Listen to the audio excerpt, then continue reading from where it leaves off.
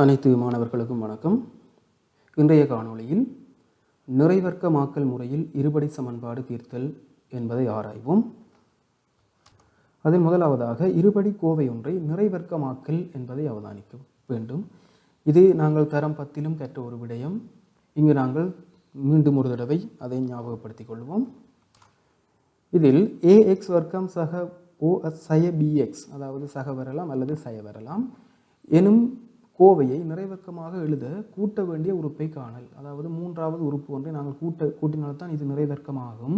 அந்த உறுப்பை நாங்கள் எவ்வாறு காண்பது என்று பார்ப்போம். இதில் முதலாவது படிமுறை, இந்த எக்ஸ் வர்க்கத்தின் குணகம் இங்கு a என்று உள்ளது. அதில் நாங்கள் எக்ஸ் வர்க்கத்தின் குணகத்தை சக 1 ஆக்குதல் வேண்டும். எந்த ஒரு கோவையிலையும் எக்ஸ் வர்க்கத்தின் குணகம் சக 1 ஆக இருந்தால் மட்டுமே எங்களால் நிறைவர்க்கமாக்க முடியும். ஆகவே இதில் உள்ள எக்ஸ் வர்க்கத்தின் குணகம் a இனை நாங்கள் ஏயினால் வகுக்கும் போது சக 1 வரும். எனவே இந்த கோவையினை நாங்கள் ஏயினால் வகுக்கும் போது ax வர்க்கத்தை ஏயினால் வகுக்கும் போது எக்ஸ் வர்க்கம், bxனை ஏயினால் வகுக்கும் போது b இன் கீழ் ax என்று வரும். இப்பொழுது எக்ஸ் வர்க்கத்தின் குணகம் நேர் 1. இந்த இருபடி கோவையை எங்களால் நிறைவர்க்க கோவையாக்க முடியும். அதில் இரண்டாவது படிமுறையாக எக்ஸின் குணகம், அதாவது இந்த நடு உறுப்பு என்று இதை நாங்கள் சொல்லுவோம். அந்த எக்ஸின் குணகத்தின், இங்கே எக்ஸின் குணகம் b இன் கீழ் a, அரை மடங்கின் வர்க்கத்தை கூட்டுதல் வேண்டும். ஆகவே கூட்ட வேண்டிய உறுப்பை காண சொன்னால் எக்ஸின் குணகம் b இன் கீழ் a இன் அரை மடங்கின் வர்க்கத்தை கூட்டினோம் என்றால் சரி. எனவே எக்ஸின் குணகம் b இன் கீழ் a, அதன் அரை மடங்கு என்பது b இன் கீழ் 2a. எந்த ஒரு எண்ணையும் நாங்கள் 2னால் வகுத்து விட்டால் அதன் அரை மடங்கு கிடைக்கும். ஆகவே b இன் கீழ் a இன் அரை மடங்கு b இன் கீழ் 2a. அதன் வர்க்கத்தினை நாங்கள் கூட்டி விட்டோமாக இருந்தால் இது ஒரு மூவுறுப்பு இருபடி நிறைவர்க்க கோவையாக அமையும். இது ஒரு நிறைவர்க்க கோவையாக அமையும். இங்கு கூட்ட வேண்டிய உறுப்பு b இன் கீழ் 2a முழுவதின் வர்க்கம்.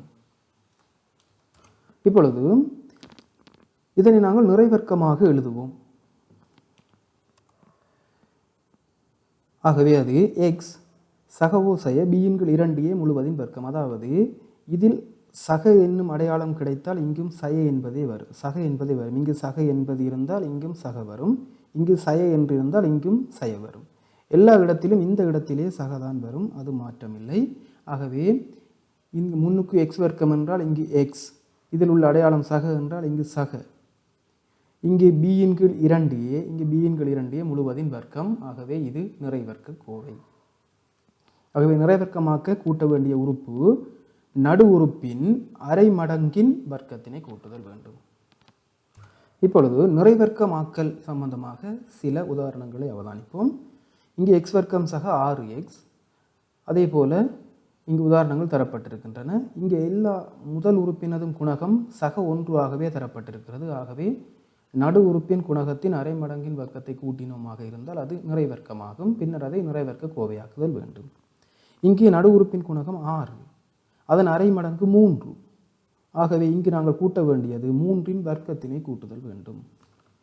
எனவே 3இன் வர்க்கம் எனும் போது 9னை கூட்டுதல் வேண்டும்.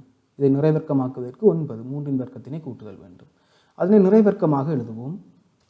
நிறைவர்க்கமாக எழுதும் போது இங்கே எக்ஸ் வர்க்கம் என்பதால் இங்கு எக்ஸ், இந்த அடையாளம் சக என்பதால் இங்கும் சக. 9 என்றால் அதன் வர்க்க மூலத்தை தான் நாங்கள் இங்கு போடுதல் வேண்டும். 9 என்பது 3, 9இன் வர்க்க மூலம் 3. ஆகவே எக்ஸக 3 முழுவதின் வர்க்கம் என அமையும். அதே போல் அடுத்ததை பார்த்தோமாக இருந்தால் இங்கு m வர்க்கம் சய 10m. ஆகவே m-இன் குணகம் 10, அதன் அரை மடங்கு 5, 5இன் வர்க்கத்தினை நாங்கள் கூட்டுதல் வேண்டும். எனவே 5இன் வர்க்கம் 25னை கூட்டுதல் வேண்டும். எப்போவுமே இந்த இடத்தில் கூட்டுதல், அதாவது சக அடையாளம் தான் வரும். இப்பொழுது இதனை நிறைவர்க்கமாக நாங்கள் எழுதினோமாக இருந்தால் அது m வர்க்கம் என்பதால் இங்கு m, இந்த நடு உறுப்பின் அடையாளம் சய என்பதால் இங்கும் சய, 25இன் வர்க்கம் மூலம் 5. ஆகவே m சய 5 முழுவதின் வர்க்கமாக அமையும். அடுத்ததாக p வர்க்கம் சக 8pq என்பதை நிறைவர்க்கமாக்குதல் வேண்டும். இங்கு p வர்க்கத்தினால் ஆன இருபடி கோவை. ஆகவே நடு உறுப்பின் குணகம் என்பது இந்த p தவிர்ந்த ஏனைய எல்லாமே நடு உறுப்பின் குணகம். ஆகவே 8q என்பது நடு உறுப்பின் குணகம். ஆகவே அதன் அரை மடங்கு என்பது 4q. அப்போ நாங்கள் இங்கே கூட்ட வேண்டிய உறுப்பு 4qவின் வர்க்கத்தினை கூட்ட வேண்டும். 4qவின் வர்க்கம் என்பது 4q தர 4qவினை கூட்டுதல் வேண்டும். எனவே 16 கியூ வர்க்கத்தினை கூட்டுதல் வேண்டும் இந்த கோவையை நிறைவர்க்கமாக்குவதற்கு. அதனை நிறைவர்க்கமாக எழுதும்போது இங்கே பி வர்க்கம் இருப்பதனால் இங்கு பி நடு உறுப்பின் அடையாளம் சக, ஆகவே இங்கும் சக. இங்கே 16 கியூ வர்க்கத்தின் வர்க்கம் மூலம் 4 கியூ, ஆகவே பி சக கியூ, பி சக 4 கியூ முழுவதின் வர்க்கம் என அமைகிறது அதன் நிறைவர்க்க கோவை. அடுத்து ஏ வர்க்கம் செய்ய 12 ஏபி. இங்கும் ஏ வர்க்கத்தினாலான இருபடி கோவை. நடு உறுப்பின் குணகம் என்பது ஏ தவிர்ந்த ஏனைய எல்லாமே நடு உறுப்பின் குணகம், ஆகவே 12 பி. ஆகவே 12 பியின் அரை மடங்கு என்பது 6 பி. 6 பியின் வர்க்கத்தினை நாங்கள் கூட்டுதல் வேண்டும், ஆகவே 6 பி தர 6 பியினை கூட்டுதல் வேண்டும். எனவே 36 பி வர்க்கத்தினை கூட்டுதல் வேண்டும். அதன் போது வரும் நிறைவர்க்க கோவையினை நாங்கள் எழுதும்போது இங்கு ஏ வர்க்கம் இருப்பதனால் இங்கு ஏ நடு உறுப்பின் அடையாளம் சய, ஆகவே இங்கும் சய. இங்கே 36 பி வர்க்கத்தின் வர்க்கம் மூலம் 6 பி, ஆகவே ஏ சய 6 பி முழுவதின் வர்க்கம் என வரும் இந்த கோவையின் நிறைவர்க்க கோவை. அடுத்ததாக இங்கே எக்ஸ் வர்க்கம் சக ஒரு எக்ஸ், எக்ஸின் குணகம் 1, ஆகவே நடு உறுப்பின் குணகம் 1, அதன் அரை மடங்கு என்பது 1இன் அரை மடங்கு என்பது அரை, 1/2. அதன் வர்க்கத்தினை நாங்கள் கூட்டுதல் வேண்டும். 1/2 வர்க்கம் என்பது 1/2 தர 1/2, எனவே 1/4 கூட்டுதல் வேண்டும். அதனை நிறைவர்க்கமாக எழுதும்போது இங்கே எக்ஸ் வர்க்கம் இருப்பதனால் இங்கே எக்ஸ் நடு உறுப்பின் அடையாளம் சக, ஆகவே இங்கும் சக. 1/4 வர்க்க மூலம் என்பது 1/2 என வரும், ஆகவே 1/2 எக்ஸ் சக 1/2 முழுவதின் வர்க்கம் இந்த கோவையை நாங்கள் நிறைவர்க்கமாக்கினால். அதேபோல் அடுத்தது y வர்க்கம் சய 5y. இங்கு நடு உறுப்பு y, yயின் குணகம் 5. 5னது அரைவாசி என்னும் போது நாங்கள் பின்னத்தில் கொடுக்க வேண்டும் 5/2, 5ன் அரைவாசி 5/2. ஆகவே 5/2 வர்க்கத்தினை நாங்கள் கூட்டும் போது இது நிறைவர்க்க கோவை ஆகும். எனவே 5/2 தர 5/2 என்பது 25/4 கூட்டுதல் வேண்டும். இப்பொழுது இதனை நிறைவர்க்க கோவையாக எழுதினோமாக இருந்தால் இங்கு y வர்க்கம் இருப்பதனால் இங்கு y, இங்கு சய 25/4 வர்க்கம் மூலம் 5/2 முழுவதின் வர்க்கம் என அமைகிறது. அடுத்ததாக m வர்க்கம் சய 3m. இங்கு எம்மின் குணகம் 3, 3னது அரைவாசி 3/2, ஆகவே 3/2 வர்க்கத்தினை கூட்டுதல் வேண்டும். 3/2 தர 3/2, எனவே 9/4 கூட்டுதல் வேண்டும். இப்பொழுது இதனை நாங்கள் நிறைவர்க்க கோவையாக எழுதும்போது இங்கு m வர்க்கம் இருப்பதனால் இங்கு m நடு உறுப்பின் அடையாளம் சய, ஆகவே இங்கும் சய. 9/4 வர்க்கம் மூலம் 3/2, ஆகவே m சய 3/2 முழுவதின் வர்க்கம் என வருகிறது இந்த கோவையின் நிறைவர்க்க கோவை. ஆகவே இங்கு தரப்பட்டது எல்லாமே நடு உறுப்பின் குணகம் இரட்டு எண்களாக இருந்தது, ஆகவே நடு உறுப்பின் அரை மடங்கும் முழு எண்ணில் அமையும், ஆகவே பிரச்சனையில் எங்களுக்கு ஈஸியாக அந்த விடை எடுக்கக்கூடியதாக இருந்தது. இங்கு தரப்பட்ட இந்த 3 உதாரணங்களிலும் நடு உறுப்பின் குணகம் ஒற்றை எண்களாக அமைகிறது, ஆகவே அதன் அரை மடங்கு எடுக்கும்போது பின்னத்தில் எங்களுக்கு அரை மடங்கு வருகிறது, ஆகவே பின்னத்தின் வர்க்கத்தினை காணும்போது எங்களுக்கு அதுவும் பின்னமாக கிடைக்கிறது. ஆகவே இது காண்பதும் அவ்வளவு கடினமான விடயம் அல்ல.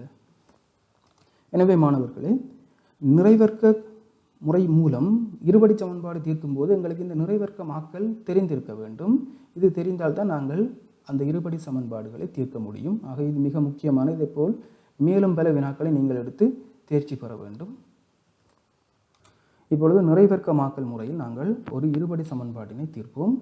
எக்ஸ் வர்க்கம் சய 10x சய 24 சமன் 0 என்பது அந்த இருபடி சமன்பாடு. இங்கே எக்ஸ் வர்க்கத்தின் குணகம் நேர் 1 ஆக இருக்கின்றது, ஆகவே நாங்கள் நிறைவர்க்கமாக்கல் மூலம் தீர்ப்பது இலகுவானது. முதலாவது படிமுறை, நாங்கள் இந்த கடைசி உறுப்பு 3ஆம் உறுப்பு அதை நாங்கள் சமனுக்கு வலது பக்கத்திற்கு கொண்டு வருதல் வேண்டும். ஆகவே சய 24 என்பது வலது பக்கம் வரும்போது சக 24, ஆகவே எக்ஸ் வர்க்கம் சய 10x சமன் 24.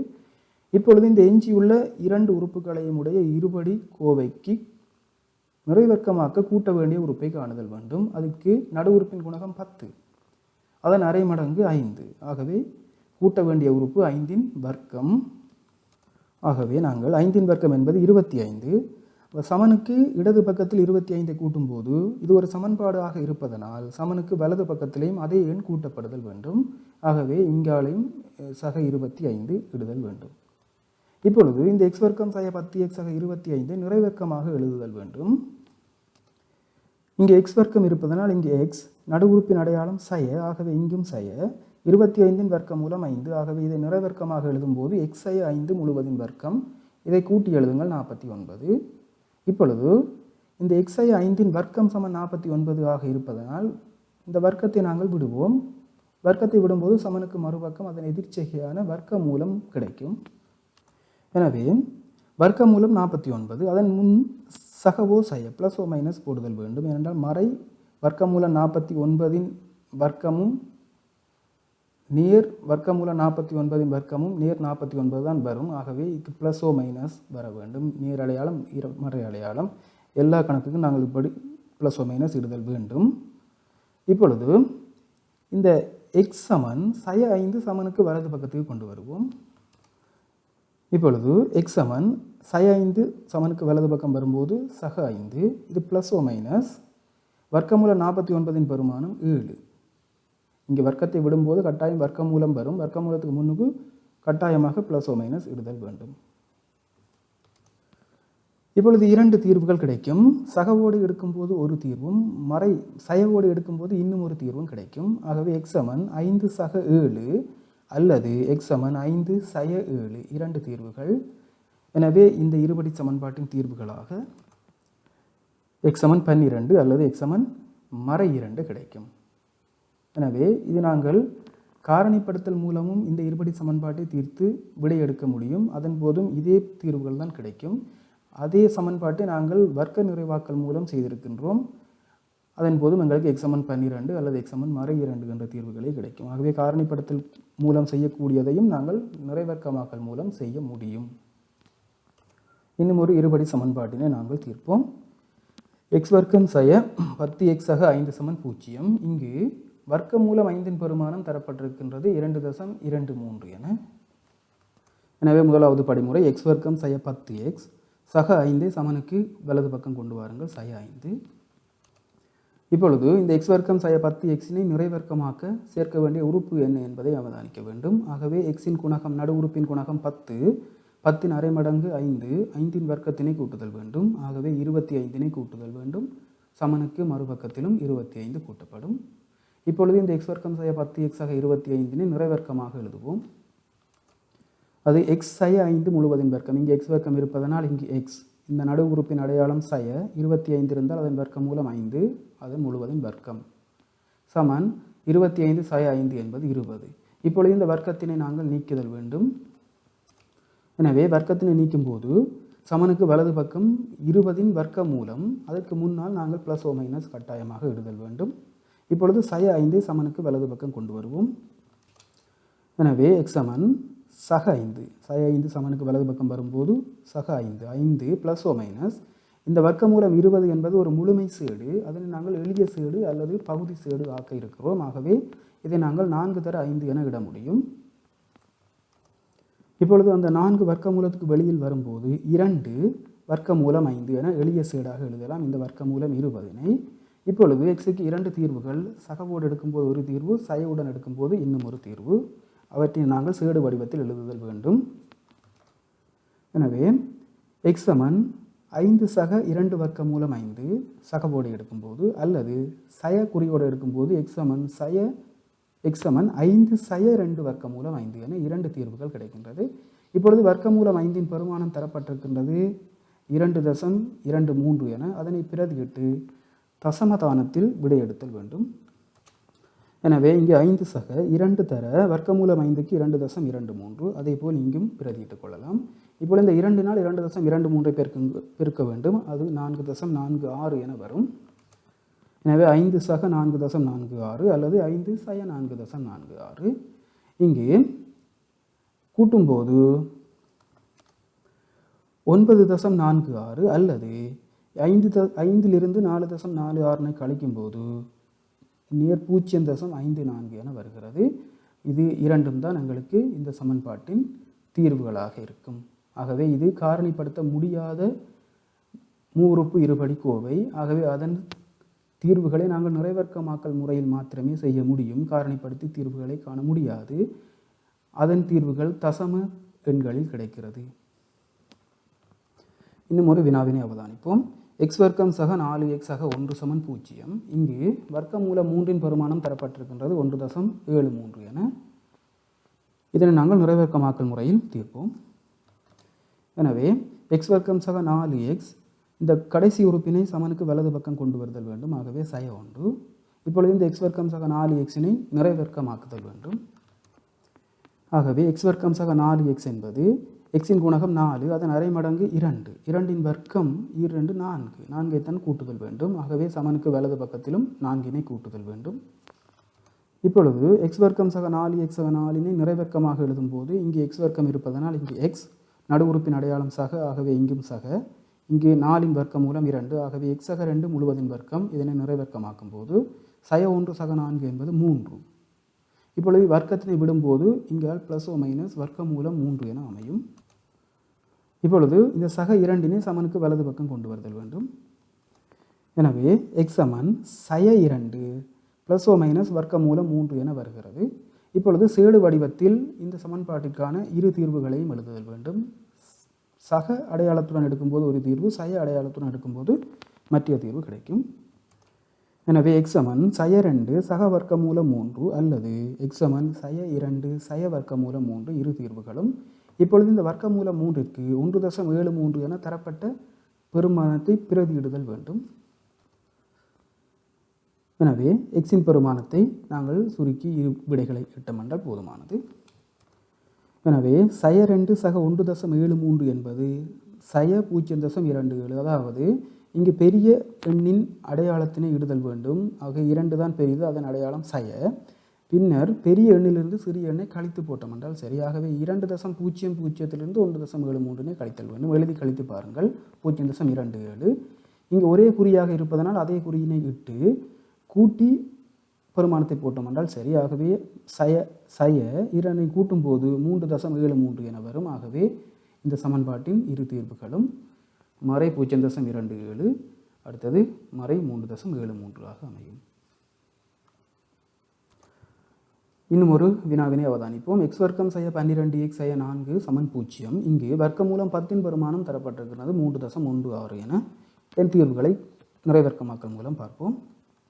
ஆக முதலாவது படிமுறை எக்ஸ் வர்க்கம் சய 12x சய 4ஐ சமனுக்கு வலது பக்கம் கொண்டு வருதல் வேண்டும். சக 4. இப்பொழுது இந்த எக்ஸ் வர்க்கம் சய 12xஐ நிறைவர்க்கமாக்க சேர்க்க வேண்டிய உறுப்பை காணுதல் வேண்டும். எக்ஸின் குணகம் 12, அதன் அரை மடங்கு 6, ஆகவே 6இன் வர்க்கம் 36னை இருபுறமும் கூட்டுதல் வேண்டும். எனவே இங்கே 4 சக 36 என வரும். இப்பொழுது இந்த எக்ஸ் வர்க்கம் சய 12x சக 36னை நிறைவர்க்கமாக எழுதுதல் வேண்டும். இங்கே எக்ஸ் வர்க்கம் இருப்பின் இங்கு எக்ஸ், நடு உறுப்பின் அடையாளம் சய, ஆகவே இங்கும் சய. 36இன் வர்க்கம் மூலம் 6, ஆகவே இதன் நிறைவர்க்க கோவை எக்ஸ் சய 6 முழுவதின் வர்க்கம். 36ஐயும் 4ஐயும் கூட்டும்போது 40. இப்பொழுது இந்த வர்க்கத்தினை விடும்போது இங்கால் வர்க்க மூலம் அதற்கு முன்னால் ப்ளஸ் ஓ மைனஸ் வரும். எனவே எக்ஸை 6 சமன் ப்ளஸ் ஓ மைனஸ் வர்க்க மூலம் 40. இப்பொழுது இந்த சய 6னை சமனுக்கு வலது பக்கம் கொண்டு வருதல் வேண்டும். அதே நேரம் இந்த வர்க்க மூலம் 40 என்பதை எளிய சீடாக்குதலும் வேண்டும். எனவே சய 6 சமனுக்கு வலது பக்கம் வரும்போது சக 6 ப்ளஸ் ஓ மைனஸ், இதை நாங்கள் வெளியே சீடாக்குவதற்காக 4 தர 10 என எழுதலாம் 40னை. இந்த 4 வர்க்க மூலத்துக்கு வெளியில் கொண்டு வரும்போது அது எளிய சீடு ஆகும்.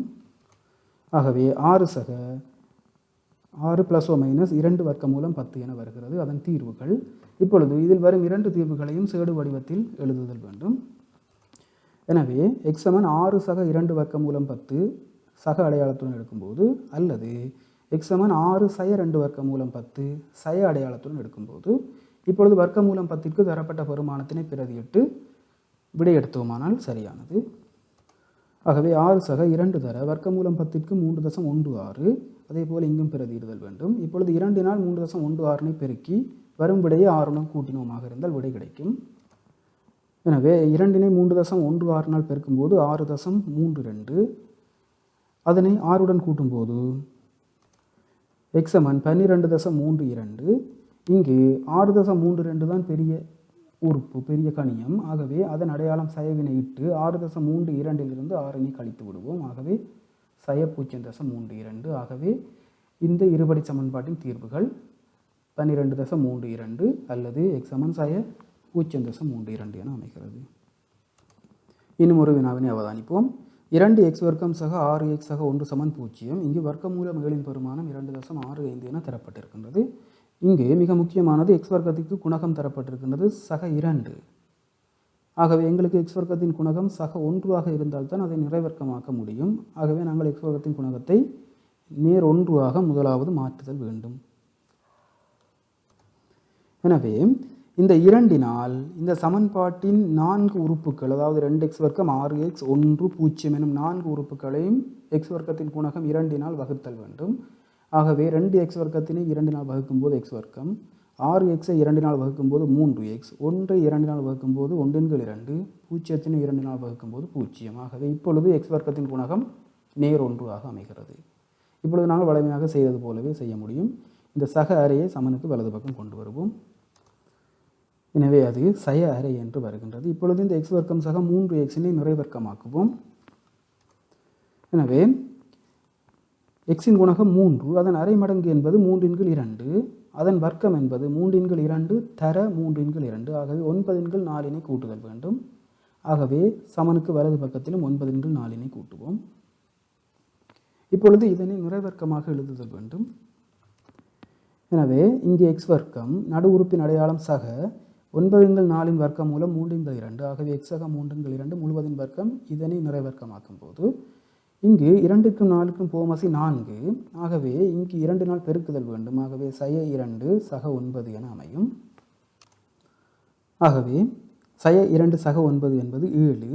இப்பொழுது வர்க்கத்தினை விடும்போது இங்கால் ப்ளஸ் ஓ மைனஸ் வர்க்க மூலம் இடுதல் வேண்டும். எனவே x சக 3/2 என்பது ப்ளஸ் ஓ மைனஸ் வர்க்க மூலம் 7/4 என வருகின்றது. இப்பொழுது இந்த சக 3/2 சமனுக்கு வலது பக்கம் கொண்டு வருதல் வேண்டும். எனவே அது சய 3/2 என வரும். ஆகவே இங்கு 2 பின்னங்களுக்கும் பொதுவான காரணியாக இருப்பதனால், அதாவது போமசியாக இருப்பதனால் அந்த 2னை இட்டு மேல் சய 3 ப்ளஸ் ஓ மைனஸ் வர்க்க மூலம் 7 என எழுத முடியும். இப்பொழுது சேடு வடிவத்தில் இந்த சமன்பாட்டின் இரு தீர்வுகளையும் எழுதுவோம். சகவுடன் எடுக்கும்போது சய 3 சக வர்க்க மூலம் 7/2, சயவுடன் எடுக்கும்போது சய 3 இதில் தான் அடையாளம் மாறும் சய வர்க்க மூலம் 7/2 என வருகிறது. இப்பொழுது வர்க்க மூலம் 7ற்கு 2.65 பிரதியிட்டு சுருக்குவோம். ஆகவே 2.65 வர்க்க மூலம் 7ற்கு பிரதியிடுவோம். இப்பொழுது இங்கு 3 பெரிய எண். ஆகவே அதன் அடையாளத்தினை இட்டு சயவினை இட்டு 3லிருந்து 2.65 கழித்தல் வேண்டும். மறை 0.35 அதன் கீழ் 2. இங்கு 2 ஒரே அடையாளமாக இருப்பதனால் அதன் அடையாளத்தினை சய என இட்டு 2னையும் கூட்டி 5.65 இப்பொழுது 2ஆல் வகுத்து விட்டால் விடை கிடைக்கும். எனவே மறை 0.35 2ஆல் வகுக்கும்போது மறை 0.175, மறை 5.65 2ஆல் வகுக்கும்போது மறை 2.825 என வருகிறது.